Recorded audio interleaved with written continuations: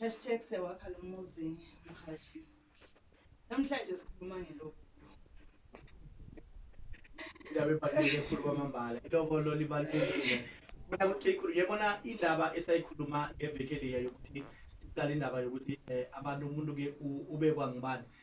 Baningi abantu kade banemiraro efana njengaleyo kodwa ke bangitshela mina babuya kimi abaningi noma abaningi bangena ihlelo seliphilile selikhambile batsho bathi hayi mani siyathokoza ukuphatha ngendlela ke ayihlalise ngakhona.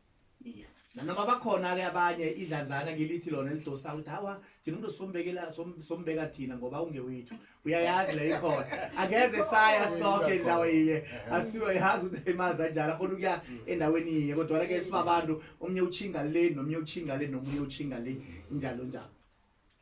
Hlangu ake sikhulume indaba yelobolo. Indaba yelobolo ibalulekile ngendlela eyisimanga. Ithi inqandweni mayihlabelela ingani noJesu wasilobola ngegazi lakhe ngoba wayekhombisa uthando lwakhe kumakoti wakhe. So sizibiza ngabantwana bakaNkuluNkulu ngenxa yokuthi kunelobolo elabhadalwa kodwa labhadalwa ngegazi lewundu. Namhlanje sizokhuluma indaba yelobolo. Indaba yelobolo iyinkinga. Abantu bayayithanda ifadenset. Abantu bayamthanda umasihlalisana. Ngendlela yokuthi nabomamethu la ngaphandle uthola umama abiza iboyfriend yomntana wakhe ukuthi mkhwenyana kodwa akana gipgipa namdlile ayikho into yalomuntu ayidlile kahle abazani sanhlobo. Manje kumnandi the time insahlalisene konke kusahamba kahle. Fika nokufa ngoba awumemezi awutsheli umuntu mawusa kula uzoqala khona ubona idrama. Siphile esikhathini la uthola umama ona 8 years uhleli lena ke sesikhuluma on a practical line sisesemaphoyisa uthi mawuthi yo resolve izinto uthola ukuthi uba Mahlangu nomama Mahlangu bakipitile mara umama Mahlangu una 8 years ubelethile uqedile la kule khaya but ukipitile akakalotsholwa. Ukulobola kubalulekile whether siyathanda whether asithandi but kubalulekile ukuthi umuntu alobole. Why silobole? Ukulobola is a token of appreciation khabo makoti ukuthi basikhulisele umakoti. It's a token of appreciation. Masiqeda sakho ubudlelwane fanele bamazi umkhwenyana wabo ukuthi indoda esilobolelayo uMahlangu uSipho ngoba baningi aboMahlangu. uMahlangu uSipho usilobolele seka umkhwenyana wethu sesiya mazi. So kubalulekile ukuthi abantu balikhiphe ilobolo and into ezwisa uhlungu le ndaba yelobolo ukuthi nathi abazalwane siyakipita manje. Mara ilobolo yinto eyaqalwa uJehova ezwini lakhe. Ilobolo yinto eyaqala uNkulunkulu wethu. The nice thing that the world needs to know ukuthi yonke into abantu abayibona yenzeke emhlabeni ayiqalanga emhlabeni iqala ezwini likaNkulunkulu. Isezwini bayikhophe from the word basebona bayenza ngendlela yabo. So kubalulekile ukuthi insizwa before ifuna ukubizwa ngobaba abizwe ngobaba abizwe ngomkhwenyana kube kunento esiyaziyo ukuthi uvelile ekhaya siyamazi. Angabizwa ngomkhwenyana bese kuthi lelanga leli lonkosikazi ashonile sekosa simgijimise ngamaharafu sekosa simtshela ukuthi lobola isidumbu. Ayikho into ebhlungu njengokuthi uyakhala on the other side abanye bathi lobola angeke angcwatshwe yena ungakamloboli ngoba wena uhleli nomntana. Uyabona ukuthi lawo ma politics asewavuka manje egcineni and ungagcina uzonda abantu but yinto bonesikhathi sokuthi uyenze. Ake sibeni nje honest. When you love something or when you love someone, you take measures, you make a plan ukuthi uyovela ekhayibo. There is this slogan esithanda ukukhulunywa abantu besilisa. Majority yabantu besilisa bayasithanda le slogan. So ukuthi ngeke ngithenga ingulube esesakeni if I'm not mistaken. Ngeke ngithenga ingulube esesakeni. But lana we are talking about a woman asikhulumi ngengulube. Yes, mhlambi ingulube lesesakeni ongeke uyithenge mhlambi usabuthi bazokuthengisela ingulube wrong. But umuntu wesifazane akasiyi ingulube umuntu wesifazane. So mawuthanda umuntu wesifazane, the proper way to do it ukuthi uyovele ekhaya kibo unikeza bakubo izimfanelo zabo. So banikile izimfanelo zabo bese sekhansi ngakubiza ngomkhwenyana. But asikwazi ukubiza umuntu ngomkhwenyana angazange vele angazange akhiphe nokipkipana. Ayikho into yakhe esiyaziyo. Masiceda futhi sibe ku comfort zone ukuthi abantwana bethu bayohlala emkipitweni. Currently as we speak, how many gender-based violence have happened? Istory sakhona egcineni mawuthi uyasilalela bebakipitile esikolweni, bebakipitile kuphi kuphi, konke bebakipitile. Ubulewe boyfriend yakhe bese bahlala bonke besebenzana. As parents, we need to ask ourselves a question. If you find out ukuthi umntana akho ukipitile wena umisa umntwana esikolweni umntana sekaphenduka umfazi kaSibani, then you need to find out ukuthi why am I still paying ama-rentals, ngibhadala ama-flati, ngimix izimali zokuthi umuntu ayofunda if umuntu achoose ukuthi ayoba yini ayoba umfazi. And then abantu besilisa laba bathatha abantwana babantu bayohlala nabo, uhlala nomntana abantu kufile kanjani enhlizweni yakho, uhleli nomntana abantu uthola ipackage etholwa amadoda lobolile, amadoda amakhaya, but yet wena usengabi ready ukuba yindoda. If ungakabi ready ukuba yindoda, if ungakabi ready ukuthi ubhadale ilobolo uthatha unkosikazi, then why do you have to get a package yokuphekelwa yokukhonzwa kuwo wonke ama department ekumele ukuthi ukhonzwe kuwo, but wena ufuna ukhipha ilobolo? Yini lento engaka kanti bayithestayo ledinga 10 years 15 years uva umuntu athi ngisamfunda? The reality hlangu angekho uzumazi umuntu. People are married for 30 years, but ku 31 years umuva thiyazi ngifisa ngathi ngadivorce. Angiyazi mina le ndoda le. I've married to this man for 30 years, but namhlanje ungiqakile because you can never know a person except it is God who know us. So that is why umshado it's good if uza ngendlela kaNkulunkulu hayi ngendlela ukuthi thina siyazithandela. So it's very dangerous ukuhlala nomntana omuntu ungamlobolanga. And nabo sisi, we cannot compromise when it comes to those things. You can just imagine ngishiya bezali bami ngihambe ngiyohlala nomuntu ngiyapheka ngiyakhonza ngenza zonke izinto, but at the end of the day lo muntu uthola ama benefits but akazange akhokhe nethubo. Then what do we call that? Sibiza ukuthi yini logo? Umkipito uyingozi and egcineni uza nama results ahlungu ngoba lento bathu kufa angeke sivimbe, and maseyifikile ayikokodi vele ingene phusha unyanga ingene ngaphakathi and ishiya izinto izibhekise phezulu. No, yazwakala. No, pastor, ngiyakuzwa ukuthi ke hlangana kokhunye okuvezileko uveze imbalo balo zokuthi abantu abaningi abahlala babodwa bayabulalana njalo njalo. Ekubani abahlala bakipitako ngobana kumthetho ukuthi mhlawumbe umuntu kumele ukuthi ke alotshole. Nayo into leyo siyayikhalimela. Siyazi ukuthi sibonile sisebenza ngendaba la emalahleni, indaba eziningi ziyavela ukuthi uzwe abantu bachiselele ngendlini, omunye batsho bamthele ngamanzi achisako, omunye kwenzekile. So ngiyakuzwa uphethe indaba emnandi namhlanje, indaba yokulobola. Ngicabanga ukuthi abantu basekhaya nabo balalele begodwa ke baza kuthumela wabo ke amazizo ku 0711751528 0711751528. Tosa namhlanje ngiyasithanda mfundisi. Hlangu kunenye into uma inqoko kaAbraham seyithole wonke ama confirmation ukuthi uRebecca was the right bride. Lithi izwi lenkosi uRebecca wagijima wayekhaya. Maseka gijimila ekhaya kwaphuma umuntu ekhaya ulabani ozobuya azochecka lento uRebecca ishilo. Wakhana tshela le ndoda ukuthi yamkelekile. Le ndoda yaqala kabo Rebecca. Azange igugu Rebecca ithi hayi ngoba ama science bakhona asishe asambe siyohlala emkhukhwini siyokwakha. Azange asho kanjalo. kanjalo. Manje into enye khona ukuthi emkhukhwini phela lakhona imali iyadliwa, so akusabi lula ukuthi ungakhona ukubeka imali ulobole ngoba niyadla lapho niyaphuma ama trip nenza konke okwenziwako nikwenza. Niyarenta lapho niyadla nidla kamnandi. Isikhathi esiningi mhlambe sithi ke ukipite mhlambe la kuzinambeni ukipite kuphi, siyazi ukuthi ke gezi nokukhamba kanengi ngaphambi ngofosibani kube kuphi gezi yakhamba ke lapho senithenga ama take away njalo njalo, awusakhona ukubeka imali, usabi nebudget ukubeka imali. So kuba kuhle ukuthi umuntu wakho mhlambe ke uhlale namnandi uyokuvakatsha ubuye ukuvakatsha ubuye. Ngoba abantu abakajwayeli ukuthi bahlale bonke mhlambe bahlale bababili, abakajwayeli kungakho balwa kuba budisi ngabo kufola.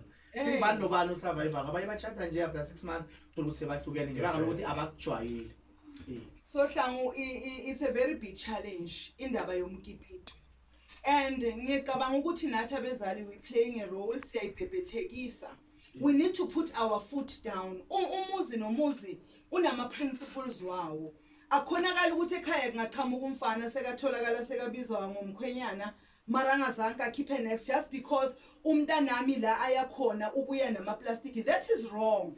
Thina we are not raised like that. Ekhaya mawukhula bongeke uyintombazana uqhamuke neplastic ebangalazi ekhaya kini ukuthi liqhamuka uthi wena uzobathengela inyama of uzongenisa iplastic namhlanje emakhaya wethu abantwana bethu bangena nama plastic singamazi nomnikazi wama plastic sasi umnikazi wama plastic makangena asisana sela wama plastic asivala umlomo sesimbiza ngomkhwenyana noma singafuni ngoba vele inyama yakhe sidlile so akukhonakala ukuthi sithi singabantwana bakaNkuluNkulu bese masiceda siphila ngaleyo ndlela leyo. That one is completely out of line. And izinto zisesemnandi phakathi kwabantu abayi2 asicabanga ukuthi ngelinye ilanga kungenzeka into engasenza isikhothe sikuposition ezoba uncomfortable. Akekho ucabangayo ukuthi ngelinye ilanga kungaba nokufa. And the amazing part labo masihlalisane laba ngathi sometimes bayakhohlwa nokuthi kunalento lebathi policy yokufa.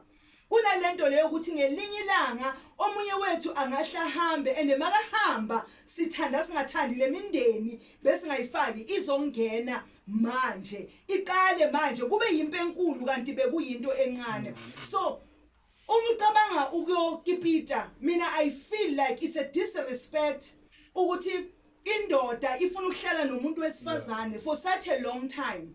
Ithi mayihlala naye mayiqeda lapho iphinde ingamloboli aqede 10 years naye aloko athi uyamfunda. When you love something you don't have to learn anything ngaye even though we want to learn them but njengoba ngishilo akusi possible and akusilula ukumazi umuntu. People they can hide their true characters. Wait up until the day umuntu somlobolile somshadile uqala ubona into ongayijwayelanga nongayazi. So abantu bayakwazi ukuzifihla. That is why things has to happen ngendlela kaNkuluNkulu because in God's way uNkuluNkulu can show you the character yomuntu emthandazweni. So lo mkipito lamafate and set lapha emikhukhwini agcina ngapheli kahle. Ipride yomuntu wesifazane ukuthi alotsholwe, ipride yomuntu wesifazane ukuthi aphume kahle ekhaya but asingacindezeli umuntu wesilisa kuphela.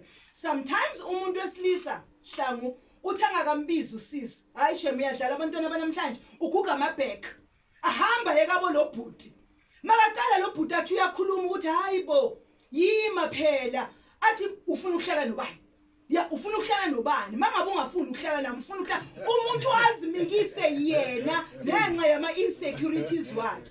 So asingayenzi lento ngathi yilabo bhuti ababadregayo but some of them they became harsh in a manner yokuthi ubhuti uthaphume eminyanga ahlangane nosisa phetha amabhek and aphetha amabhek njalo akamqeli uyamtshela ukuthi ngizohlala nawe. And sekubanzima ke kubhuti ukuthi angamtshata ngoba uyambona ukuthi ngangathi kuyophosisive akafuni unama insecurities. Kubanzima ukuthatha umuntu phela osewumbona ngoba nemtchadweni usazokupha umrafu umuntu onjalo okhona ukufika kuwe ningakazwani. And ayikho indoda yothenga ibraai pack hlangu ine braai pack endlini. Angeke usuke uye etown uthi uyothenga ibraai pack lenkukhu but ibraai pack likhona endlini. The only person who's going to go to town and buy a braai pack yilo osuke afuna ibraai pack anesidingo sakhe. So so le ndoda izoya kanjani yolobola already nomfazi. Umlobola kanjani umfazi already uhleli naye unomfazi. So why should you pay a bride price? Because when unonkosikazi mos and uthola wonke ama benefits why should you pay a bride? Ukhona okuzwa kamnandi kulama mbala ke ngicela ukuyiphendula biblically ngiphinde ngiphendule ngezwe ngesinto. Yes. Yeah, nonjabuzo. Biblically loku okungikipita kuvumelekanga. Irrespective yokuthi mhlambe ubhuti ekhaya bayathandana mhlambe sekaze wasuke kibo wahlala nontombazana. Biblically it's not allowed. Biblically mangabe ufuna unkosikazi uyathandaza ushade uze kupheleliswe yonke inkonzo before ungahlala naye. Ngokwezwe I'm not that much equipped but ngizozama ukuyiphendula. Uyabona ngalendlela okwenzeka ngayo. Yes, bangakwenza kwamanje kube right kube njani. The only challenge ebangahlangana nayo uma ugogo asaphila akuvuma lokhu ngoba kusekhaya lakhe. Kusese umkipito lo bayathandana bona boyi2 nogogo uyayivuma lento uyambona lo bhuti ukuthi right but akuhlangana. But kunento ekungamelanga ukuthi bayikhohlwe ukuthi kunezinto ezambe ziqhamuke zibe ngama disadvantage. Uma ngabe kungenzeka lo bhuti nalo sisi basahleli yonke into ihamba kahle and kwenzeka ukuthi ugogo unalomntana intombazana Hlangu and lo mntana intombazana mhlawumbe unabo bhuti manje ugogo asaphila angeke basho next ngosparsako mara uma ugogo angalala uzoqala istory ebangeke bazi ukuthi bayosiceda njani ngoba ngeke bathule bayobona ngathi lo noma ngabe bekahlalisene kahle nomama but bayogcina babona ngathi sekafuna ukutake over angeke basayibona bona ngendlela kagogo ngokwezwe ngiyazi ukuthi lento le iyenzeka uthola ukuthi abanye bayahlala baze bashade impilo ichubeke but kunama disadvantage amongst this situation ngoba ukundlula kukagogo kunga create a lot of havoc ukundlula kukantombazane emhlabeni kwenzeka uhleli nomuntu kugcine khambe yena lo oze ngaye bese kwenzakalani kulo bhuti. So ngicela ukuthi bangayibheki in one angle ngoba ngiyazi ukuthi umlaleli kungenzeka ubuza ngoba mhlambe lesimo sibone somewhere kunomuntu asondelene naye sikhona lezo simo zikhona nami ngizibonile ziyenzeka but egcineni uma kungena unokufa uthola ukuthi kuba difficult uthole ba insulter lo muntu wesilisa ngapha umncwaba ukakandluli. So akukho safe for umuntu wesilisa ukuhlala kabonkosikazi kona kuyenzeka but at some stage rather kube nenye indlela yokuthi ngathi ungakhona ukuthola itshotshombe lakho uma nuzakhele lapho than ukuhlala ekhaya kibo direct ngoba awazi mhlazana kuyofika isimo esingasimnandi ukuthi koyenzakalani. Sometimes abomamethu baya understand bayabona and they do what is best for their children but egcineni mabangasekho abasaconsider ngisho consider. I'm not sure ukuthi ngimphendulile but nje I was saying ukuthi akacheke nama disadvantage. So at some stage kune into that I believe in ukuthi when you go to God even if into bathi awuyitholi namhlanje but mawuya kuNkulunkulu uthulula inhliziyo yakho God always has answers to everything. So ngizothi mina uma ngabe kunomuntu wesilisa obhekene naleso simo angabi ku comfort zone but akathole indawo yakhe la azokwazi ukuzihlalela khona ngoba akazi mhlazana kuyofika isimo esi-uncomfortable ukuthi kuzoyenzakalani ngaye and it became painful masobona abantu bami insult ngoba enye into ebhlungu engibonako babuhlatshwayo ukuthi umuntu nangabe sekashonile mhlambe ke usesi uhlala ekhabo mama nangusesi uhlala khabo mama asithi sithi usehlala khabo baba lo baba lo abakhipitile lo baba nakashonako vele bazokuthi lo muntu oze ngaye la akasekho kumuntu ukhamba weBhayibheli. Okay, I think ukuthi le iphenduleka lula. Biblically it's not allowed. uNkulunkulu wakhipha ubambe endodeni azangakhipha izimbanga. So kaningi they refer endabeni ka David no Solomon and God has never approved of uDavid taking more than one wife. But wakwenza lokho noma ngabe uJehova wayengathandi njengoba namhlanje sezenza izinto noma sazi ukuthi uNkulunkulu akazithandi but biblically it's not allowed. Ayikavumeleki. Yes, lisho njalo izwi lenkosi ku 1 Corinthians 7 noma ngakho sesi ku 43 ukuthi indoda ayibe namfazi munye. Yes. Uma nasana sebayi5 asazi kuzobathanda ngokufanako na. Akhonakali kunzima uthanda umuntu oyi1 completely. How much more uma ngabe sebayi5? Ngikuzwa kamnandi khulu kaMambala kunalo umsakazi obuze ukuthi umlaleli obuze ngokuthi base sekwenzekile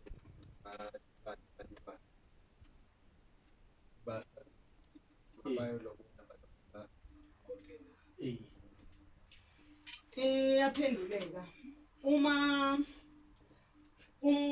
bathathene badlala unkipito sebayahamba manje bayelobola bazomhlawulisa umntwana oqala bese mabaqeda bazomchacha ilobolo.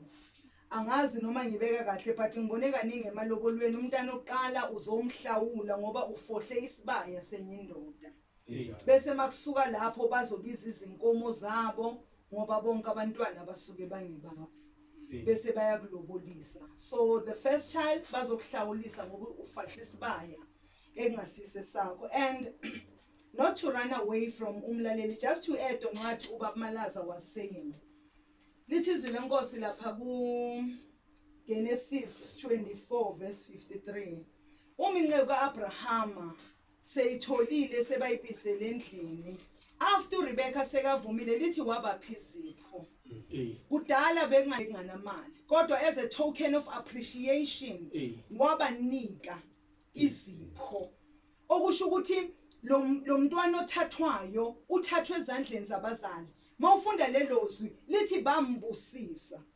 Bambusisa uRebecca ukuthi angahamba manje ayephi ayemendweni. Kodwa before ahamba lithi izwi lenkosi wakhipha izinto zegolide. Wabanikeza wabagqokisa wabanika kusho ukuthi wakhombisa ukuthokoza. Wagqokisa nomakoti futhi as a token of appreciation. So even if kungasi yizinkomo eziphesene imali ngoba kudalo bekungekho konke lokhu ukuthi kuyenziwa, but a token of appreciation was given to the family to say namhlanje seniyazi ukuthi uRebecca umntaneni uyaphuma uya kazibani. Coming to the point yokuthi nalaba abalobolene kuyaphela kabi. Ngicabanga ukuthi the purpose of the show ethi siyawakha lo muzi is to help us build. Kuyenzeka vele akaqamba manga makathina kubazalwane kuyenzeka and ngimthanda makayibeka kahle athi uthola masebahlukene yabona kuhlukana laba banjani abashadile but la sikhuluma ngendaba yokuthi kunalento esibiza ukuthi ukufa. Uma ukufa kungena nikipitile kuba nzima kakhulu. Uma abantu bahlukana balobolene akumani kuhlukane kusuke kunezingqinamba, sometimes kusuke kuchithelwene, kwesinye isikhathi kusuke kungasaphathwana kahle. The reality ithi angifuni ukuze ngene kwenye topic. Kwesinye isikhathi basuke bathegene itag bese iyaphelelwa isikhathi. Mayiphelelwa isikhathi tag lapho akupheli kahle ngoba lento beyimbambile lo mngani ayisekho manje ayisa exist. No ubeka amagama amanye amnandi khulu kwamambala ubaba usivalele kamnandi phakathi kwehlelo uyiveze kamnandi akunalahlaba khona kumnandi sithi sakhisizwe kumnandi ngoba siyakhisana akunamunolilako asithatha ihlangothi asithi thina ngoba longo wempumelelweni longo wakho bulongo wakho bisijama naye iye Hlango before we closing ngithanda lento ayishoyo ukuthi this thing it has to be also well known nakubafundisi. Yes. Because kula disaster kwesinye isikhathi iqala khona. One, as the pastors we have to teach the church about marriage. Zonke lezi zinto esikhuluma ngazo we need to teach the church because that is why uNkulunkulu athi thina singabaphathi bemfihlakalo yombuso wezulu. Number 2, abafundisi we cannot sifaka abantu emshadweni bahamba indlela yesintu baphinde bathi bayakholwa.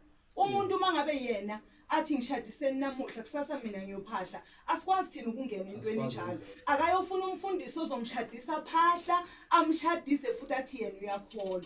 But we need to be extra careful because nathi sinomthelela and we are scared to say no to our children, but that is wrong. So lezi zinto azithintayo it's a pity usithinta on a later stage nesikhathi sethu siphelile. Hlangu nazi izinamba zethu 076 076 137 137 1134 1134 ngazibelela 076 076 137 137 1134 1134 076 137 1134 076 137 1134 ngizokhambe ngizibiza thokoze kangani ukuthi namhlanje kube nani ngaphakathi kwehlelo la sithi khona night chief cafe sithi siyawakha lo muzi Hlangu siyawakha lo uyathanda uthandi but wona uyakheka and we really thank abalaleli for giving us izindlebe. We are really happy ba engaged quite a lot today. Kuyakhomba ukuthi kunala siyakhona uNkulunkulu asisiza siyoqela ngiyacabanga ukuthi next year ngoba already the year is over ukuthi sibe nje nama talks wethu sometimes outside the radio station sikhuluma umlomo nomlomo sibonana ngoba it shows ukuthi nezinto zikhona ziyenzeka but akunandlela yokuzihandlela akunandlela yokuzihandlela and it's very great ukuthi kungene nabo abaqojwa because yibo